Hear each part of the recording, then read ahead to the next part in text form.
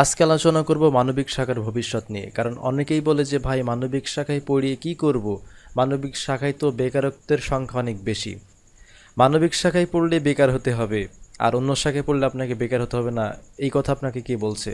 আপনি মানবিক শাখায় পড়তেছেন কিন্তু এমন সাবজেক্ট নিয়ে পড়তেছেন যে সাবজেক্টের ভ্যালু আমাদের বাংলাদেশে নাই, তাহলে তো আপনাকে বেকার হতেই হবে।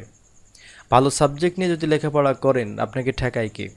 তো আজকে মানবিক শাখার আমি বেশ কিছু গুরুত্বপূর্ণ এবং বেস্ট কয়েকটা সাবজেক্ট নিয়ে আলোচনা করব। যারা মানবিক শাখায় ভর্তি হবেন তারা অবশ্যই এই সাবজেক্টগুলো নিজের পাঠ্যসূচিতে অন্তর্ভুক্ত করে রাখবেন। আর যারা সম্প্রতি অনার্সে ভর্তি হবেন, অনার্সে ভর্তির জন্য এই সাবজেক্টগুলো হচ্ছে বেস্ট। এই সাবজেক্টে যদি আপনি অনার্স প্লাস মাস্টার্স কমপ্লিট করতে পারেন তাহলে পরে আপনাকে আর পিছনে ফিরে তাকানো লাগবে না, আপনি আপনার লাইফে খুব দ্রুতই শাইন করতে পারবেন। তো আর্টস ডিপার্টমেন্টে বা মানবিক শাখায় অনেকগুলি সাবজেক্ট আছে যে সাবজেক্টগুলি হয়তো অন্য শাখায় নেই। মানবিক শাখায় সাবজেক্টের সংখ্যা অনেক বেশি, কিন্তু এই সাবজেক্টের মধ্যে এমন কিছু ডিমান্ডফুল সাবজেক্ট আছে, এমন কিছু হট সাবজেক্ট আছে যেই সাবজেক্টগুলো নিয়ে যদি আপনি গ্র্যাজুয়েশন কমপ্লিট করতে পারেন তাহলে আপনাকে আর পিছনে ফিরে তাকানো লাগবে না, আপনি খুব দ্রুত আপনার লাইফে শাইন করতে পারবেন। এমন কয়েকটা সাবজেক্টের কথা আমি আজকে এই ভিডিওতে আলোচনা করব। যারা মানবিকের স্টুডেন্ট এবং যারা সম্প্রতি মানবিক শাখার সাবজেক্ট নিয়ে অনার্স কমপ্লিট করতে যাচ্ছেন বা গ্র্যাজুয়েশন করতে চাচ্ছেন, এই ভিডিওটা শুরু থেকে যদি শেষ পর্যন্ত দেখেন আশা করি অনেক উপকৃত হবেন। এবং শুরুতেই বলে রাখি, যারা কমার্সের স্টুডেন্ট, এই ভিডিওর ডিসক্রিপশনে দেখেন একটা লিঙ্ক দেওয়া আছে, ওই লিঙ্কে গিয়ে আপনি কমার্সের ভালো ভালো সাবজেক্ট নিয়ে আমি আলোচনা করছি, ওখান থেকে ডিটেলস আপনি জানতে পারেন। আর যারা আর্টসের স্টুডেন্ট তারা এই ভিডিওটার সঙ্গে থাকেন। তো আর্টসের এই অনেকগুলো ডিমান্ডফুল সাবজেক্টের মধ্যে একটি অন্যতম সাবজেক্ট হচ্ছে অর্থনীতি। এই সাবজেক্টের উপরে যদি আপনি গ্র্যাজুয়েশন কমপ্লিট করতে পারেন তাহলে কিন্তু আপনি খুব দ্রুত আপনার লাইফে শাইন করতে পারবেন। কারণ একটি দেশের সামগ্রিক অর্থব্যবস্থা নিয়ন্ত্রণের দায়িত্ব কিন্তু অর্থনীতিবিদদের। তাছাড়া বর্তমানে অর্থ সংশ্লিষ্ট কাজের দেশীয় এবং আন্তর্জাতিক ক্ষেত্রে বৃদ্ধি পাওয়ায় এই বিভাগের চাহিদা কিন্তু অনেক বেশি, এবং সেই সাথে অর্থনীতির স্টুডেন্টদের চাহিদাও কিন্তু অনেক বেশি, সেটা হোক দেশ এবং বিদেশে। এখন বলতে পারেন যে এই সাবজেক্টে আমি কোথা থেকে গ্র্যাজুয়েশন কমপ্লিট করব।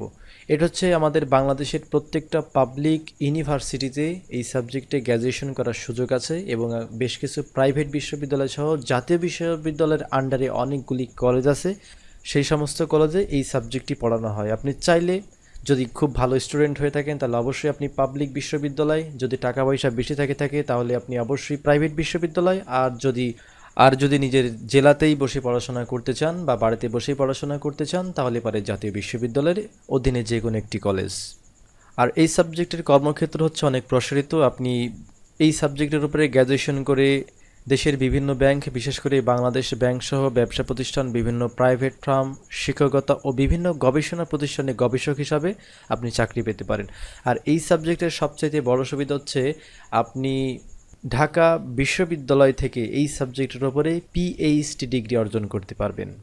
আপনাকে বেশি টাকা পয়সা খরচ করে দেশের বাইরে থেকে পিএইচডি ডিগ্রি আনতে হবে না, আপনি স্বয়ং বাংলাদেশে বসেই ঢাকা বিশ্ববিদ্যালয় থেকে এই সাবজেক্টের উপরে পিএইচডি ডিগ্রি অর্জন করতে পারবেন। আর একজন পিএইচডি ডিগ্রিধারীর মর্যাদা আমাদের দেশে অনেক বেশি। সুতরাং আর্টসে ভর্তি হওয়ার আগে কিংবা আর্টসের কোনো সাবজেক্ট নিয়ে অনার্স করার আগে এই সাবজেক্টটি অবশ্যই আপনার ক্যাটাগরিতে রাখবেন। মানবিক শাখার সেরা সাবজেক্টের মধ্যে আরেকটি অন্যতম সাবজেক্ট হচ্ছে ইংরেজি বা ইংলিশ। বিভিন্ন মাল্টিন্যাশনাল কোম্পানি, দূতাবাস এবং বিদেশে চাকরি নেওয়ার ক্ষেত্রে ইংরেজির চাহিদাটা কিন্তু অনেক বেশি। যদি আপনি এই সাবজেক্টের উপরে গ্র্যাজুয়েশন করতে পারেন তাহলে আপনি দেশে এবং দেশের বাইরে যে কোনো প্ল্যাটফর্মে আপনি চাকরি করার জন্য উপযোগী। এছাড়াও দেশের প্রতিটি সরকারি এবং বেসরকারি কলেজ, বিশ্ববিদ্যালয় এবং প্রাইভেট প্রতিষ্ঠান এবং দেশীয় বিদেশি ব্যাংকে উচ্চ বেতনে চাকরির সুযোগ রয়েছে।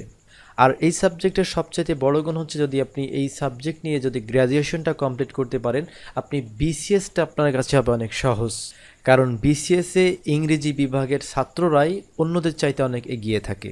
মানবিক শাখার আরেকটি অন্যতম সাবজেক্ট হচ্ছে লোক প্রশাসন। এটা অবশ্যই প্রত্যেকটা কলেজে কিংবা প্রাইভেট ইউনিভার্সিটিতে এই সাবজেক্টটা তেমন পাওয়া যায় না, তবে পাবলিক বিশ্ববিদ্যালয়ে এই সাবজেক্টটা অ্যাভেলেবল। ভালো এবং সুন্দর রেজাল্ট করলে সরকারি এবং বেসরকারি বিভিন্ন বিশ্ববিদ্যালয়ে আপনি চাকরি করতে পারবেন। এছাড়া এই সাবজেক্ট যদি আপনি গ্র্যাজুয়েশনটা কমপ্লিট করতে পারেন তাহলে বাংলাদেশের নিযুক্ত বিভিন্ন মাল্টিন্যাশনাল কোম্পানি, মানবাধিকার সংগঠনসমূহ, বিভিন্ন এনজিও, বিদেশি সংস্থা, আন্তর্জাতিক সংগঠন ও প্রশাসনের ক্ষেত্রে আপনার চাকরির রয়েছে সুবর্ণ সুযোগ, এবং সেই চাকরির ক্ষেত্রে আপনার প্রায়োরিটি থাকবে অনেক বেশি। সুতরাং যারা মানবিক শাখা থেকে অনার্সে অ্যাপ্লাই করবেন পাবলিক বিশ্ববিদ্যালয়ে, তারা লোক প্রশাসন সাবজেক্টে একটু নজরে রাখবেন। মানবিক শাখার আরেকটি জনপ্রিয় সাবজেক্ট হচ্ছে রাষ্ট্রবিজ্ঞান, বা যেটাকে ইংলিশে বলা হয় পলিটিক্যাল সায়েন্স।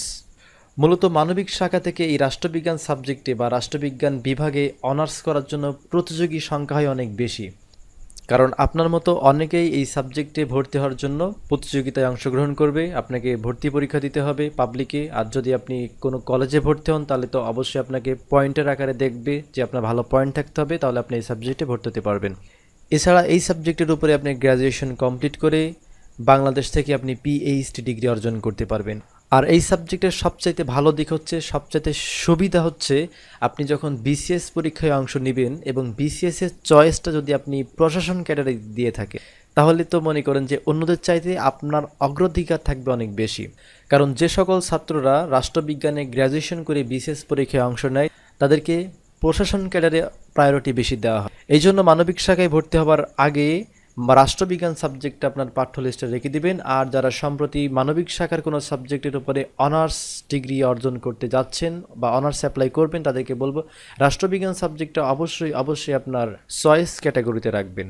তো এইগুলাই ছিল মূলত মানবিক শাখার খুবই জনপ্রিয় সাবজেক্ট। এই সাবজেক্টের উপরে যদি আপনি গ্র্যাজুয়েশন কমপ্লিট করতে পারেন, অনার্স প্লাস মাস্টার্স যদি কমপ্লিট করতে পারেন, তাহলে আপনি জীবনে বেকার থাকবেন, এটা গ্যারান্টি দিয়ে বলতে পারি।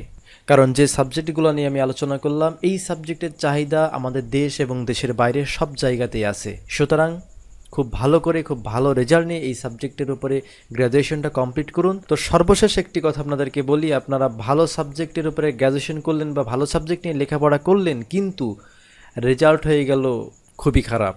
যদি এই সাবজেক্টগুলিতে যদি আপনি রেজাল্ট খারাপ করেন, তাহলে কিন্তু আপনি জীবনে শাইন করতে পারবেন না। সাবজেক্ট যেমন ভালো, আপনাকে রেজাল্টও করতে হবে তেমন ভালো, তাহলে পরে অবশ্যই আপনি আপনার লাইফে শাইন করতে পারবেন বা জীবনে অনেক দূর পর্যন্ত এগিয়ে যেতে পারবেন। তো আজকে এই পর্যন্ত, কি যারা এখনও পর্যন্ত আমার চ্যানেলটিকে সাবস্ক্রাইব করেনি তারা অবশ্যই সাবস্ক্রাইব করে নেবেন পরবর্তী আপডেট পাওয়ার জন্য। আপনাদের সকলের প্রতি রইল অনেক শুভকামনা। ধন্যবাদ সবাইকে।